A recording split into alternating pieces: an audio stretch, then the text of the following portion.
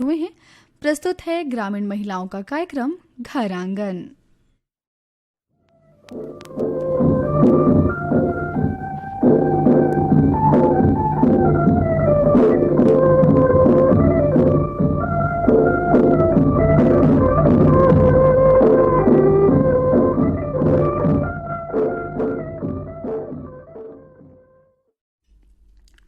घर आंगन कार्यक्रम सुनैया सबो बहनी मन ला आशा के राम राम। लाली प्योरी पाखी रंग के नवा लुगरा संग दाई ददा के भर भर के मया अचरा मा गठिया के तीजापुरा मान के अपन मैके ले आप मन संग भेंट करे खातिर हम आ गहन बहनी हो। और हम जानत हन कि हमर तिजहारीन और श्रोता बहनी मन तको अपन घर द्वार लहुट गे होही।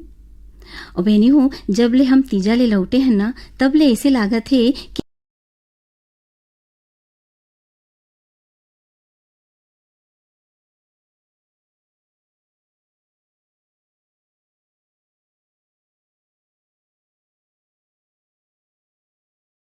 और मैके हमर सदा सावन भादो महीना कस हरियर रहा है यही आशीष देवत बहनी बेटी फिर अपन जिंदगी में लहुट जथन।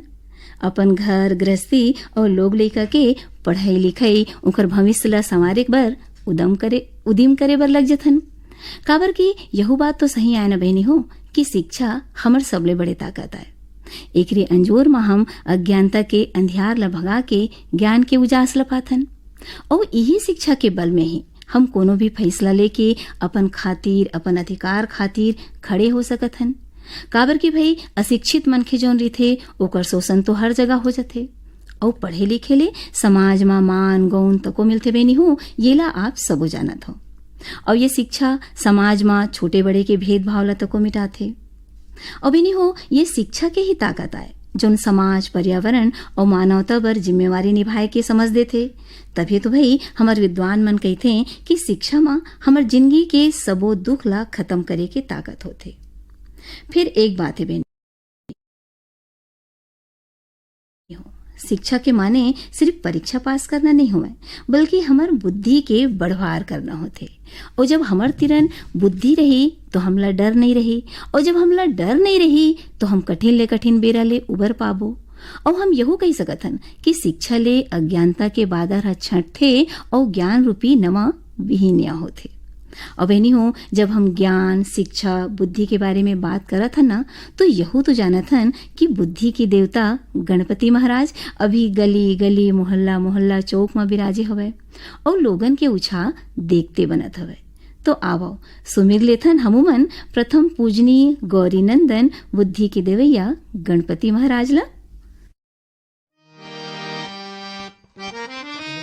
14 भुवन फिर थो गणपति जी राज तुहर तीनों लोक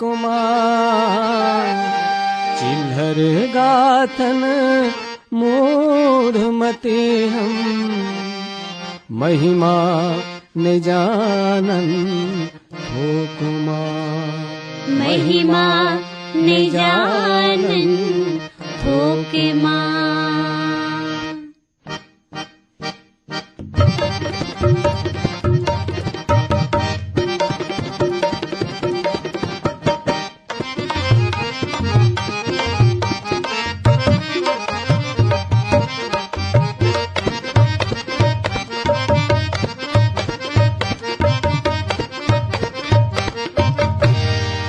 तुला सुमिरन हो गणराज रखिले बेहामरना तुला सुमिरन हो गणराज रखले बेहामरना ओ तुला सुमिरन हो गणराज रखिले बेहामरना तुला सुमिरन हो गणराज रखले बेहामरना।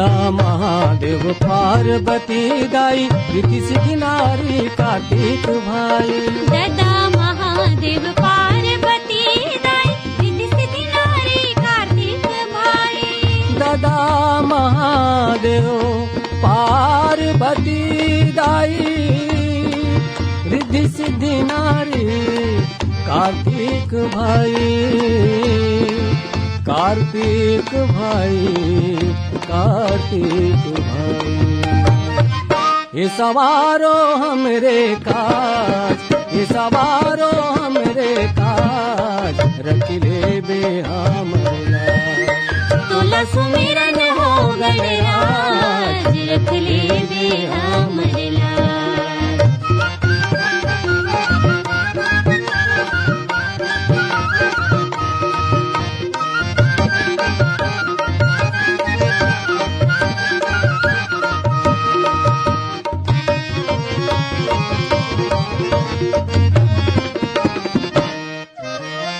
देह तोर भारी मुसवा सवारी मोती चुलारू खास तारी थारी देह तोर भारी मुसवा सवारी मोती चुर लाडू खास थारी थारी मोती चुलारू खास तारी थारी मोती चुर लाडू खास थारी थारी बीच सभा में आके आज बीच सभा में आके आज रख ले बे हमला तोला सुमिरन हो गणराज रख ले बे हमर लाज तोला सुमिरन हो गणराज रख ले बे हमला रख ले बे हमर लाज बहनियों, अभी आप जर्मन गीत सुने हो तो उनला स्वर दे रही हैं महादेव हिरवानी और संगीता साहू।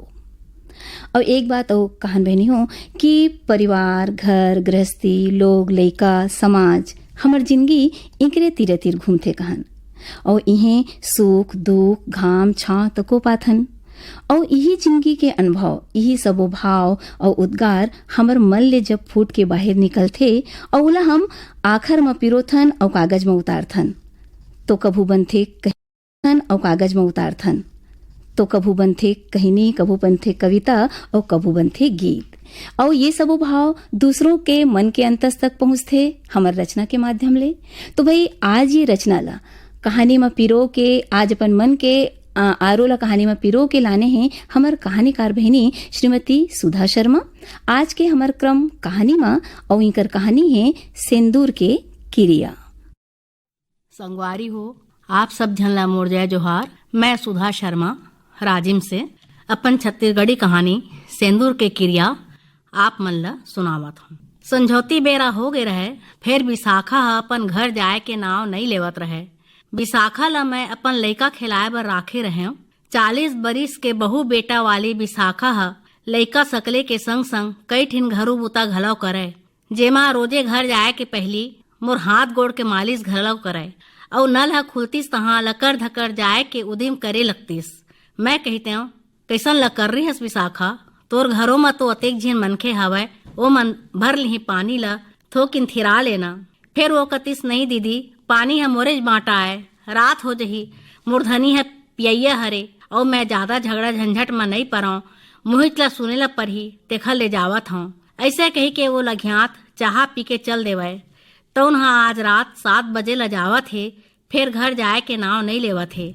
मैं कहूँ कैसे विशाखा आज घर जाए बर नहीं है का पानी उनी नहीं भरस का तो वो हर मोर बात ला तिरिया सन कथे जाहूँ न दीदी रोजे अस्ताए एक दिन नहीं जाहूँ तो काय हो जही। मोला ओखर गोठ समझ नहीं आईस लागिस कुछ बात है तो उन्हा विशाखा के अंतस ला हिंदोरा थे। कैसे विशाखा घर में कहीं हो गए का मैं पूछे ओ हर कथे नहीं गेहूं हो गया चावल हो गया ज्वार है ना, ये सब अनाजे हैं, ये सबसे ज़्यादा मुख्य स्रोत है कार्बोहाइड्रेट के। ये 50 से 60% हमारे खाने में होने चाहिए क्योंकि ये सबसे ज़्यादा एनर्जी प्रोवाइड करने वाले कार्बोहाइड्रेट होते हैं। उसके बाद आती है प्रोटीन की पारी। ये 15 से 20% होना चाहिए हमारे शरीर में। प्रोटीन हमारे मसल डेवलपमेंट में, हमारे पूरे शारीरिक डेवलपमेंट में, और जो हमारे अंदर जो टिश्यू हैं, जो सेल्स हैं जो खराब हो गए, उनको ठीक करने का काम करते हैं। डॉक्टर साहब, थोड़ी सी एक जानकारी, जैसे आपने कार्बोहाइड्रेट्स के बारे में बताई और उसके बाद प्रोटीन की, तो कार्बोहाइड्रेट्स जो है, जैसे आपने बताया कि अनाज में जैसे गेहूं है, चावल है और आपने बाजरा बताया, तो क्या हम इन तीनों चीजों को, 3 चीज तो नहीं, लेकिन प्रायः लोग चावल थोड़ा ले लेते हैं, 2 या 3 रोटी ले लेते हैं, तो क्या ये सही डाइट है? हम क्या चावल और रोटी एक साथ ले सकते हैं, या तीनों बाजरा भी है अगर वो भी एक साथ ले सकते हैं, कि इसको हमको छोड़ना पड़ेगा, या क्या है? आप इसके बारे में जी मैडम, आपने बहुत अच्छा सवाल पूछा।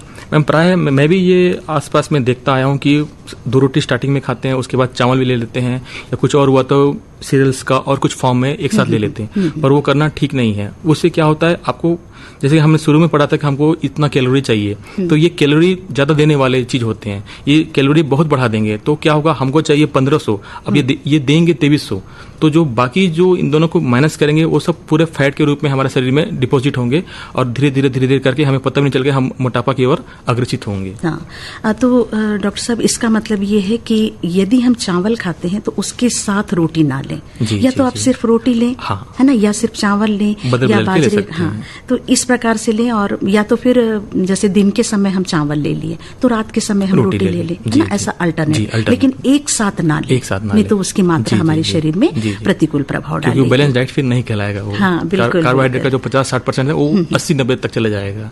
जी। और प्रोटीन की आपने बात की, तो वो हमारे जो क्षतिपूर्ति होती है, आपने कहा, वो हमारे शरीर की उसको दूर करता है। तो इसके बारे में थोड़ी सी और हमें जानकारी दीजिए। जी मैम, इसका जो छोटे बच्चे होते हैं वो डेवलपमेंट स्टेज में होते हैं, सबसे ज्यादा जरूरत छोटे बच्चे को होती है प्रोटीन की, क्योंकि उनके नए जो ऑर्गन है अभी वो इमेच्योर रहते हैं, उनको मैच्योर होना होता है, लंग्स, लीवर, किडनी, स्प्लीन, है ना, और वो बढ़ रहे हैं, तो उनको सबसे ज्यादा प्रोटीन की जरूरत होती है। और सबसे ज्यादा स्रोत प्रोटीन का चिकन, एग, मीट, फिश, ये तो नॉन वेजिटेरियन के लिए हो गया, लेकिन जो वेजिटेरियन है उनके लिए दाल, सोयाबीन, मटर, दूध और दूध से संबंधित जितने भी प्रोडक्ट है, जैसे कि दही हो गया, पनीर हो गया, वो इसको ले सकते हैं। अच्छा, तो ये शाकाहारी वाले के लिए भी आपने बता दिया और सर्वाहारी के लिए भी आपने बता दिया। इसमें एक चीज और ऐड करना चाहूंगा मैम, कि जैसे कि कार्बोहाइड्रेट क्या होता है, जैसे कि आज हम खाएं तो वो क्या स्टोर होता है, प्रोटीन कभी भी हमारे शरीर में स्टोर नहीं होता है। अच्छा। तो एक बार के लिए कार्बोहाइड्रेट आप 2-3 दिन स्किप भी कर सकते हैं, छोड़ भी सकते हैं, लेकिन प्रोटीन को आपको डेली लेना है, क्योंकि हमारे बॉडी में ये स्टोर नहीं होता है। तो डॉक्टर साहब, ये प्रोटीन किन किन चीजों में ज्यादा मिलता है वो आपने बताया। जी। तो इसकी कम या ज्यादा मात्रा, कम मात्रा तो नहीं लेना है, जैसे आपने कहा, ज्यादा मात्रा ले सकते हैं।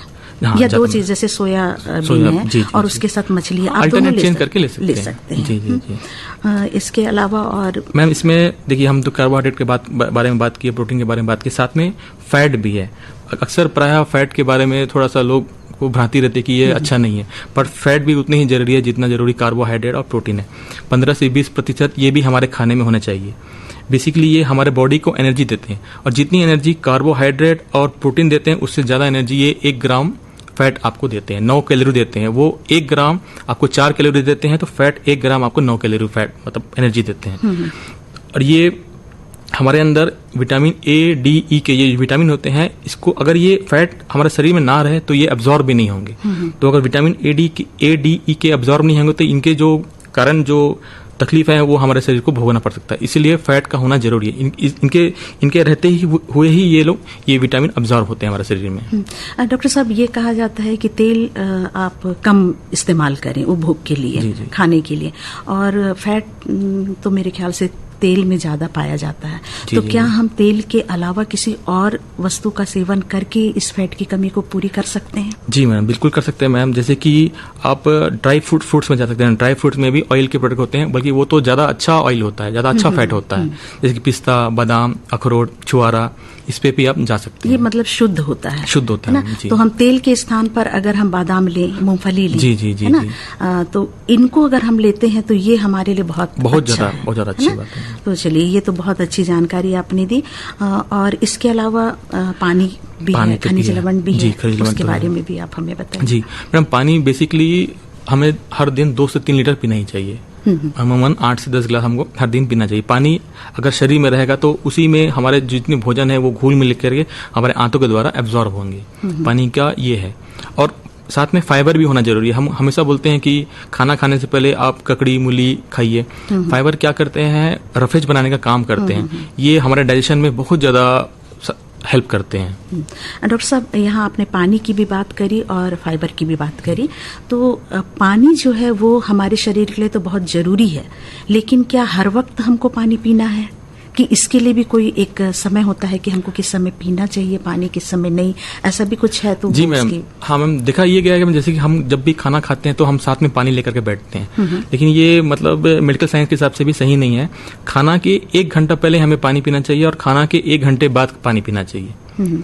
लेकिन प्रायः देखा जाता है कि जैसे कभी कुछ मिर्ची लग गया तो साथ में रहता है तो पी लेते हैं, तो उससे क्या होता है, हमारा जो डाइजेस्टिव जूस है जो रिस्पॉन्सिबल है आपका खाने को पचाने के लिए, वो बहुत पतला हो जाता है।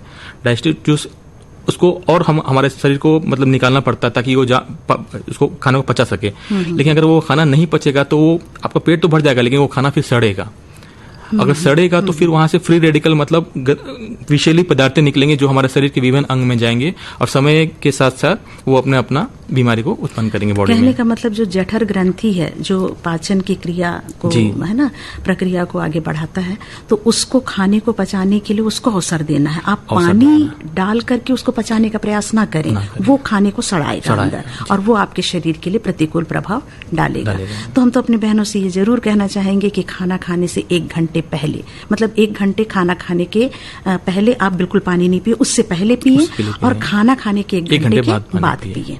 इस बीच जो भी ग्रंथि है उसको काम करने। जी, अगर लगता है कि गला सूख रहा है तो आप छाछ का इस्तेमाल कर सकते हैं और साथ में दाल पानी भी पी सकते हैं। ये वर्जित है, लेकिन पानी पीना वर्जित नहीं है।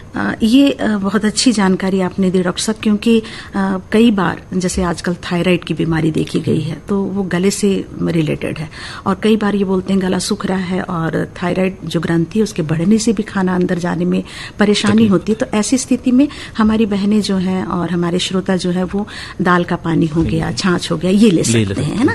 ये तो बहुत अच्छी बात है ताकि हमारा भी काम हो जाए और डाइजेस्टिव सिस्टम जो है वो भी सही रीति से चल सके। और इसके अलावा और हमारे संतुलित आहार में मैडम विटामिन और मिनरल्स की भी बहुत अहम भूमिका रहती है। विटामिन जैसे कि मैडम हमारे शरीर में 2 प्रकार के विटामिन होते हैं। एक तो होता है फैट सोल्यूबल, विटामिन के भी बहुत ज्यादा रोल होते हैं हमारे बॉडी में। तो ये हमारे संतुलित आहार में शामिल होना बहुत जरूरी है, तो ये हमारे शरीर में अनुकूल प्रभाव डालेगा। डॉक्टर साहब, अभी क्योंकि बारिश का मौसम है और इन दिनों में बारिश से जैसे ककड़ी है, मूली है, ये तो हमको बाजार में देखने को मिलते हैं। हम आपसे ये जानना चाहेंगे कि इस मौसम में हम अपने पोषण में किन चीजों को शामिल करें और किसे ना शामिल करें? जी मैडम, आपने सही बोला। अभी तो वर्षा ऋतु चल रहा है, तो मैडम मैं पहले आपको ये बताना चाहूँगा कि हमें क्या नहीं खाना चाहिए।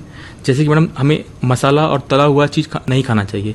एक्चुअली क्या होता है कि इस समय में उमस के कारण हमारा जो बेसल मेटाबॉलिक रेट होता है ना वो बहुत कम होता है, तो हमें गैस्ट्राइटिस होने का संभावना बहुत हो जाता है। गैस्ट्राइटिस मतलब जैसे कि तेल भुना जो भी खाएंगे तो ये हमारे पेट को इरिटेशन करके पेट को फुला देता है। ये आप देखिएगा कि जब भी कोई खाते तो बोलते हैं मुझे बहुत भारी लग रहा है या मेरा पेट फूल गया, तो ये अक्सर ये बरसात के मौसम में आपको ये मिलता है। दूसरी चीज है जैसे कि सी फूड नहीं खानी चाहिए। जो सी फूड जो भी होती है, बासी खाना इस समय अवॉइड करना चाहिए, और ठंडा कोल्ड ड्रिंक, आइसक्रीम नहीं खाना चाहिए। और जैसे कि हमेशा हम बोलते आए हैं कि हमें ग्रीन लीफी वेजिटेबल खाना चाहिए, पालक, पत्ता गोभी, लेकिन अभी इस टाइम में नहीं खाना चाहिए। क्या होता है कि जितने पत्तेदार होते हैं उसमें क्या होता है कि जब पानी गिरता है और पानी थमता है तो उमस आती है। उमस आने से वजह से क्या होता है, बहुत सारे फफूंद उसमें उसके इर्द गिर्द लगने लगते हैं और बहुत सारे माइक्रोब्स लगने लगते हैं जो हमें नॉर्मली दिखाई नहीं देता है। और हम अगर अच्छे से ना धोएं और ना खाएं तो वो हमारे पेट में जाकर हमें पेचिस या डायरिया, डिसेंट्री या और भी प्रकार के तकलीफ पैदा कर सकते हैं। इसलिए ये बोला जाता है कि ग्रीन लीफी वेजिटेबल जैसे कि पालक हो गया, पत्ता गोभी हो गया, फूल गोभी हो गया, मशरूम हो गया, मेथी, ये सब नहीं खाना चाहिए। तो कहने का मतलब इस समय में, बारिश के मौसम में यदि हम सलाद ना खाएं, क्योंकि उसमें तो हम कच्ची चीजें ही इस्तेमाल करते हैं, तो वो अगर ना खाएं तो ज्यादा अच्छा है। लेकिन यदि कोई अपने डाइट में उसे शामिल करना चाहे तो उसे किस तरीके से ले सकते हैं सलाद? मैम देखिए, सलाद खाना तो वैसे तो हमेशा अच्छा होता है, लेकिन इस मौसम में मना किया जाता है। लेकिन फिर भी अगर वो अपने डाइट में शामिल करते हैं तो ये कर सकते हैं कि उसको हल्का सा बॉईल करके एक सीटी लगा करके या गर्म उबला हुआ पानी में इसको डाल करके यूज कर सकते हैं, या तो हल्का सा सौटे करके उसे यूज कर सकते ताकि हैं, जो छोटे से जो माइक्रोब्स हैं वो मर जाए, है ना। तो ये एक बहुत अच्छी जानकारी है, ताकि जो सलाद खाते हैं, कई लोग तो सलाद ही लेते हैं ज्यादा, है ना, तो उनकी ये बातें भी दूर हो जाती हैं। अब मैम ये मैं बताना चाहता हूँ कि इसमें इस वर्षा ऋतु में क्या खाना चाहिए। जैसे कि पका हुआ घर का ताजा खाना ही खाना चाहिए, और पानी का स्रोत अभी के समय में क्या होता है कि बहुत दूषित होता है, बिल्कुल। तो या तो उबाल के पीना चाहिए, घर में अगर आरओ यूवी लगा हो तो उसका पानी पीना चाहिए, नहीं तो पानी को उबाल के स्वच्छ करके ही पीना चाहिए। खाने में अभी जैसे कि मसाला थोड़ा सा ज्यादा यूज करना चाहिए हमें। हल्दी हो गया, जो घर में रखी हल्दी है, काली मिर्ची है, दालचीनी है, इसका ज्यादा से ज्यादा यूज करना चाहिए। फल ज्यादा खाना चाहिए, क्योंकि अभी के समय में हमारा इम्यूनिटी बहुत कमजोर होता है। एक बरसाती एक ऐसा सीजन है जिसमें हर मनुष्यों का इम्यूनिटी थोड़ा कमजोर होता है, तो इम्यूनिटी को बूस्ट करने के लिए फल फ्रूट बहुत ज्यादा काम आते हैं। तो हमें बहुत जितना ज्यादा मौसमी फल मिले उसको हमें सेवन करना चाहिए। और उसमें विटामिन भी बहुत होते हैं, और वही इम्यूनिटी हमको ज्यादा देते हैं। अब जैसे कि ड्राई फ्रूट्स भी आप खा सकते हैं, है ना, जैसे बादाम, छुआरा रात में भिगा दिए, सुबह खा लिए। सब्जी में लौकी, करेला, टिंडा, परवल, कद्दू, ये खाना अच्छा रहता है। रोग प्रतिरोधक क्षमता बहुत बढ़ती है अगर इन सारी चीजों को हम लेते हैं, और अगर इसका हम नहीं लेते हैं तो उसका प्रतिकूल प्रभाव हमारे शरीर में देखा जाता है। डॉक्टर साहब, आपने तो हमको बहुत सारी जानकारी दी। यहाँ एक और प्रश्न मैं आपसे जरूर कहना चाहूंगी, क्योंकि ये हमारा घर आंगन का कार्यक्रम है। आप हमें ये बताइए कि हमारी बहनें जो हैं, उनको आप एक संदेश दे दीजिए, या उनके लिए क्या जरूरी है पोषण से रिलेटेड। आप इन बातों पर थोड़ा सा हमें। बहन से ज्यादा तो मैं बेसिकली फोकस करूंगा गर्भवती माताओं को, क्योंकि मैं भी एक हॉस्पिटल में काम करता हूं, तो मैं उनसे ज्यादा संपर्क में रहता हूं। गर्भवती माता, इस गर्भवती माता का पोषण हमें इसलिए बहुत ज्यादा जरूरी है, क्योंकि जो गर्भवती माता होती है वो अपने लिए ही सिर्फ पोषण नहीं ले रही थी, साथ में वो अपने अंदर पल रहे बच्चे के लिए भी पोषण लेती है। तो गर्भवती माता को तो सबसे ज्यादा प्रोटीन रिच खाना बहुत ज्यादा खाना चाहिए, क्योंकि वो डेवलपमेंट में काम आता है। वो माँ के खुद के लिए भी, और बच्चे जो भी छोटा सा है वो बड़ा होगा, 9 महीना तक का होगा, उसके लिए भी।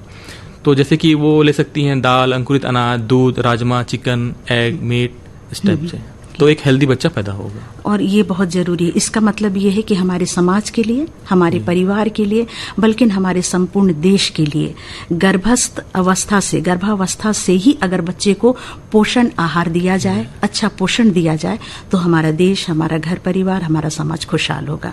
इन सारी बातों का बहनों ध्यान रखते हुए आगे बढ़ें और उड़ान भरिए। चलिए इस समय ये खूबसूरत सा गीत हम आपको सुनवाते हैं, खामोशी फिल्म से कविता कृष्णमूर्ति की और कुमार शानू की आवाज में। आज मैं ऊपर, आसमां नीचे, आज मैं आगे, जमाना है पीछे। आज मैं ऊपर, आसमां नीचे, आज मैं आगे, जमाना है पीछे। Tell me, ओ खुदा, अब मैं क्या करूं? चलूं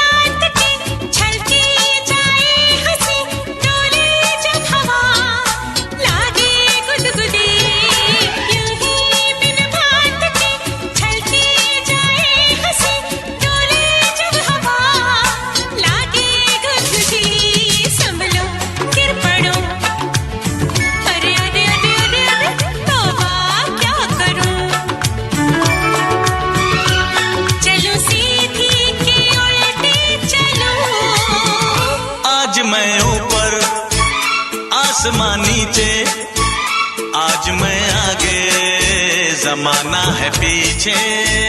आज मैं ऊपर, आसमां नीचे, आज मैं आगे, जमाना है पीछे। इल्मी ओ खुदा,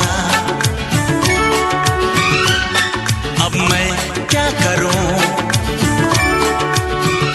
सर के बल या कदम से चलूं। आज मैं ऊपर, आसमां नीचे। डॉक्टर साहब, आज आप हमारे स्टूडियो में आए, महत्वपूर्ण जानकारी दी। हम आपको कार्यक्रम घर आंगन के जरिए धन्यवाद देते हैं। आपका बहुत बहुत धन्यवाद। धन्यवाद मैडम। और हमारी बहनों से कामना करती हूँ कि इस महत्वपूर्ण जानकारी को जन जन तक जरूर आप पहुंचाएं। आप भी लाभ उठाइए और लोगों को भी लाभ उठाने की सीख दीजिए, क्योंकि आज से 7 सितंबर तक हम मना रहे हैं राष्ट्रीय पोषण सप्ताह, यानी नेशनल न्यूट्रिशन वीक। तो हम सभी का कर्तव्य है कि इस सप्ताह को सफल बनाएं। आप अपनी संस्था में, परिवार में, किसी भी स्थल में इससे संबंधित कार्यक्रम करवा के जन जन तक ये प्रचार प्रसार करें, ताकि स्वस्थ समाज, स्वस्थ भारत बना रहे और बसा रहे। तो बहनों, कैसा लगा हमारा कार्यक्रम, हमें जरूर SMS करें और हमें जरूर पत्र लिखें। खुश रहें, स्वस्थ रहें, आगे बढ़ते रहें। प्रवीणा पॉल को कार्यक्रम घर आंगन से दे अनुमति। नमस्कार।